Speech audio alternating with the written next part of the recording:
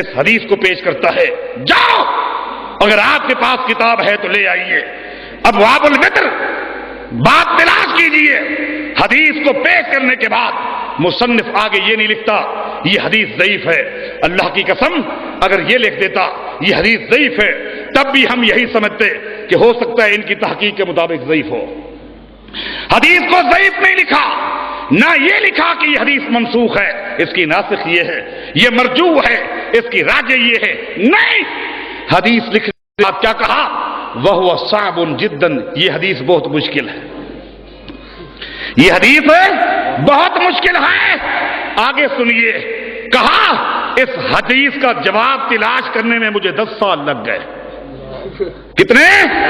میں تم سے پوچھتا ہوں لوگوں، دستہ والوں، یہ بتاؤ اگر کسی یہودی کی بات ہے اس کا جواب تلاش کرنا بات سمجھ میں آتی ہے کہ قرآن و حدیث میں اس کا جواب تلاش کرو، کسی ہندو کی بات آ جائے اس کا جواب تلاش کرو، کسی عیسائی کی بات آ جائے اس کا جواب تلاش کرو، کسی مجوسی کی بات آ جائے اس کا جواب تلاش کرو، کسی سکھ کی بات آئے اس کا جواب تلاش کرو کہ اس کا جواب قرآن میں کیا ہے، حدیث میں کیا ہے۔ جب اللہ کے پیغمبر کی حدیث آ جائے اس کا جواب نہ تلاش کرو، اس پر عمل کرو۔ حضرات، جواب تلاش کیا جا رہا ہے، حدیث کا جواب تلاش کیا جا رہا ہے کہ اس کا جواب کیا دیں، اس حدیث کو کس طرح رد کریں، سیدہ عائشہ کس طرح الزام لگائیں۔ 10 سال لگ گئے، 10 سال کے بعد کہتا ہے کہ اللہ نے مجھے جواب دے دیا، اور وہ جواب کشف کے ذریعے دیا۔ کس کے ذریعے؟ یہ اور مشائخ سے پوچھیں، کشف کیا ہے؟ یہ ایک اہم الگ ایک نقطہ ہے، پھر آپ یہ عجیب ہے بس کرنے کے بھی اشارہ دیتا ہے، پھر شروع ہو جاتا ہے کشف کے ذریعے۔ گویا اللہ نے خود میرے دل میں یہ بات ڈالی کہ سید عائشہ غلط کہہ رہی ہے، سید عائشہ کو غلطی لگی جو یہ کہہ رہی ہیں کہ انہو کان یتکلم بین الرکعتین والرکعت، کہ دو رکعتوں کے بعد اللہ کے پیغمبر کلام کرتے تھے۔ سید عائشہ کا یہ کہنا صحیح نہیں ہے، اللہ نے مجھے کشف کے ذریعے میرے دل میں یہ بات ڈالی کہ جن 2 رکعتوں کے بعد اللہ کے پیغمبر کلام کرتے تھے، سید عائشہ تو کہہ رہی ہے یہ وتر کی 2 رکعتیں تھی، بلکہ میں رب تجھے بتا رہا ہوں وتر کی نہیں تھی، یہ صبح کی 2 سنتیں تھی۔ میرے دوستو، یہ ظلم نہیں، یہ ظلم نہیں تو اور کیا ہے؟ اس کو کیا کہو گے؟ جاؤ نصب الرایا اٹھاؤ، ہدایہ کی مرکزی شرح نصب الرایا اٹھا کر دیکھو، باب الاوقاف کھولیے۔ میں نے پہلے بھی آپ کو عرض کی، خطیب نہیں ہوں، علماء اور خطبہ یہاں موجود ہیں، لیکن مدرس ضرور ہوں۔ میرا کام ہر وقت اساتذہ کے سامنے بیٹھ کے پڑھنا ہے، سیکھنا ہے، اور معصوم بچوں کے آگے اپنے سبق کی دہرائی کرنی ہے تاکہ میرے سبق کی دہرائی ہوتی رہے اور ان معصوم بچوں کے لیے بھی سبق ہوتا رہے۔ حضرات، نصب الرایا ظلم کی بات یہ ہے، 1 نہیں، 2 نہیں، 3 نہیں، 4 نہیں، 5 نہیں، 6 نہیں، لگاتار حدیثوں کا پہلے انبار لگایا ہے۔ کیا لگایا ہے؟ حدیثوں کا انبار، اور ہر حدیث کا حوالہ دیا۔ یہ حدیث بخاری میں ہے، یہ حدیث مسلم میں ہے، یہ حدیث میں ہے، انبار لگایا ہے، انبار۔ ایک ہی مسئلے کے لیے حدیثوں کا انبار لگا دیا۔ مثلا مسئلہ کیا ہے؟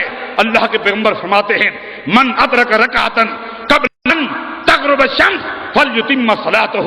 اللہ کے پیغمبر فرماتے ہیں اگر شرعی عذر کی وجہ سے کوئی شخص نہ پڑھ سکا، اچانک یا بے ہوش تھا، ہوش آیا، وقت تھوڑا ہے، 1 رکعت پڑھ لی، سورج غروب ہونا شروع ہو گیا، اللہ کے پیغمبر فرماتے ہیں غروب کے وقت نماز تو نہیں پڑھنی چاہیے، مگر اس نے 1 رکعت پہلے پڑھی تھی، غروب بعد میں ہوا ہے، فلیتم صلاته، اب یہ نماز کو مکمل کر لے۔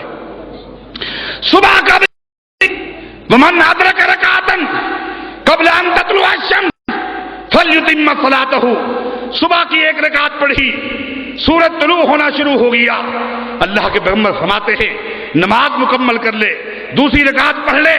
اس طرح کی حدیثوں کو جمع کیا، حوالے دیے، اور آخر میں کیا لکھا سنیے، آخر میں نصب الرایا کے मुसन्निफ ने یہ واپ ڈبل ہے تو نہیں ہے منفی؟ ٹھیک ہے کریں جو چل رہا ہے پہلے لائٹ آ گئی ہے. آخر میں کیا کہا؟ آخر میں کیا کہا؟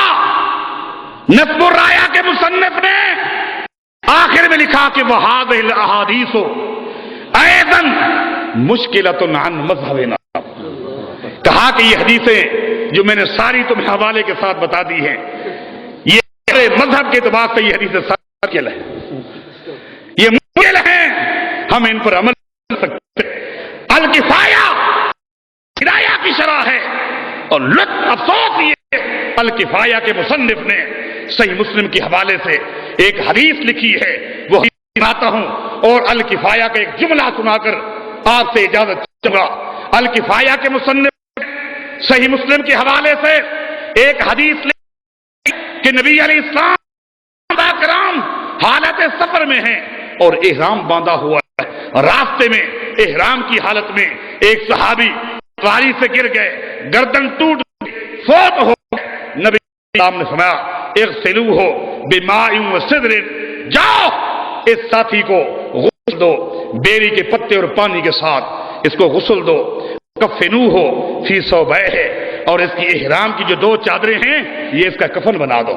ولا تخمروا راسہ ووجہہ، لیکن خیال کرنا کہ احرام کی چادریں ہیں، یہ احرام میں تھا. جب تم کفن بناؤ اس کے چہرے کو، اس کے سر کو ننگا رکھنا ہے. احرام والے کا سر بھی ننگا ہوتا ہے، چہرہ بھی ننگا ہوتا ہے. اس کے چہرے کو ننگا رکھنا ہے، اس کے سر کو ننگا رکھنا ہے.